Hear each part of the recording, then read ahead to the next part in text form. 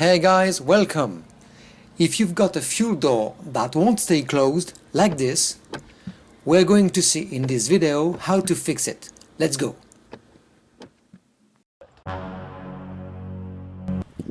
Here is a Mercedes SL with a fuel door that won't stay closed. To fix that problem, you have two solutions. The first solution is very easy, but sometimes it doesn't work. The second solution is to replace the ejector and is a permanent fix. The first solution is a very easy one. All you need is WD-40. WD-40 is a lubricant. All you have to do is to spray WD-40 in the ejector like this. WD-40 penetrates and frees stuck parts, displaces moisture and lubricate. After spraying WD-40, operate the fuel door to free the stuck mechanism. There is a little spring in the ejector that doesn't operate as it should, and that's why the fuel door won't stay closed. You can also use a screwdriver to push the ejector forward in order to allow the WD-40 to penetrate more easily, like this. Sometimes this solution works, sometimes not, but you should give it a try. It's not a permanent fix, but if you are lucky, it could last. As you can see, I'm not very lucky today, so with this Mercedes SL, we'll have to use the second solution. The second solution is a permanent fix. It consists in replacing the ejector right there. Here is a brand new ejector. The part number is displaying on the screen. You can find it at your dealer for about $20. As you can see, there's a plastic clip here. Its role is to hold the ejector in place. To release the ejector, we just have to push the clip forward with a screwdriver, like this.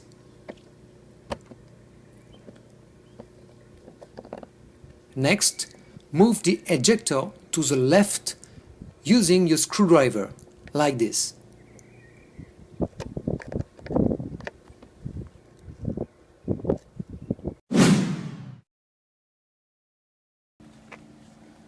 Next step, open the trunk. On the right side there is a carpet.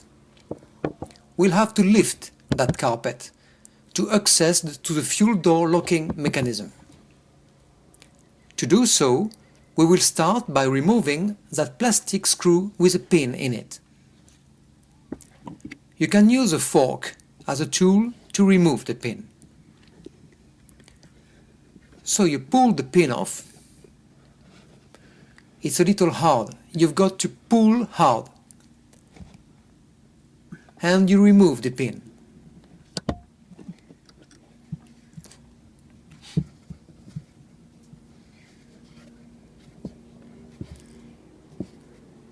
Then you can remove the plastic screw.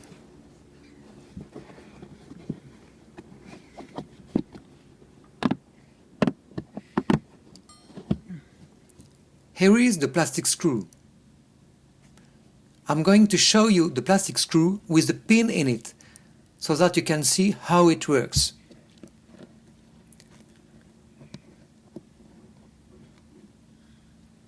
Here is the screw with the pin, you see?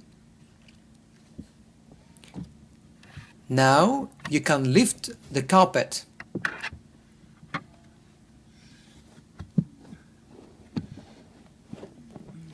Progress slowly from the front of the car to the rear.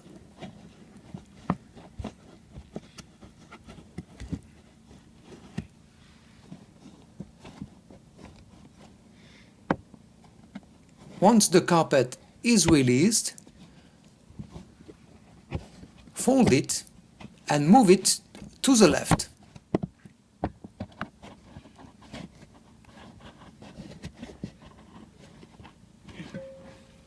Here we are.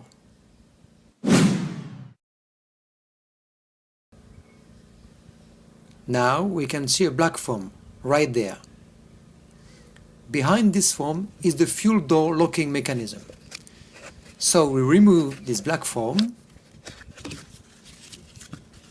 As you can see, there is no glue to hold it. It's just a foam to protect the locking mechanism.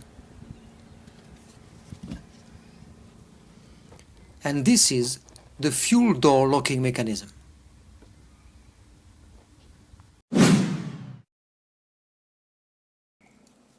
Now we are going to remove the fuel door locking mechanism. As we released the ejector before, we just have to pull backward the whole mechanism. That will come naturally. However, be careful not to twist or to disconnect the yellow hose. For your information, this yellow hose goes from the central locking vacuum pump to the locking mechanism. Here is the fuel door locking mechanism. You can see on the left what is called the actuator, connected to the yellow hose. And on the right, connected to the actuator, is the ejector, right there.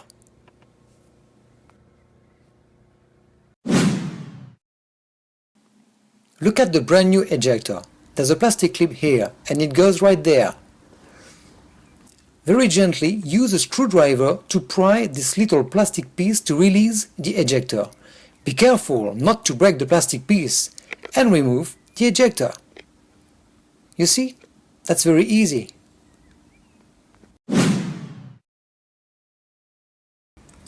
Now you just have to insert the new ejector.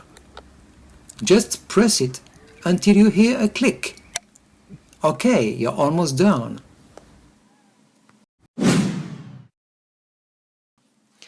Now put the locking mechanism back in place. Be careful not to twist the yellow hose. Holding the whole mechanism, you must insert the ejector in its emplacement. It's a bit tricky because you do not see anything. Just take your time. That's not so difficult. And then push it forward like this.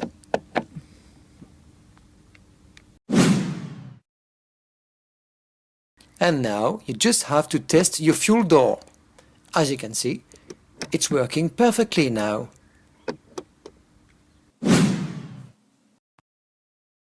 Now, all you have to do is reassemble. So you put the black foam back in place. Pay attention to the correct passage of the black and yellow hoses, as you can see here.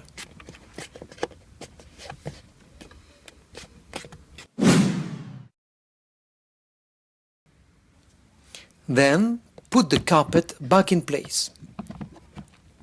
Caution, the trunk seal must be above the carpet, as you can see.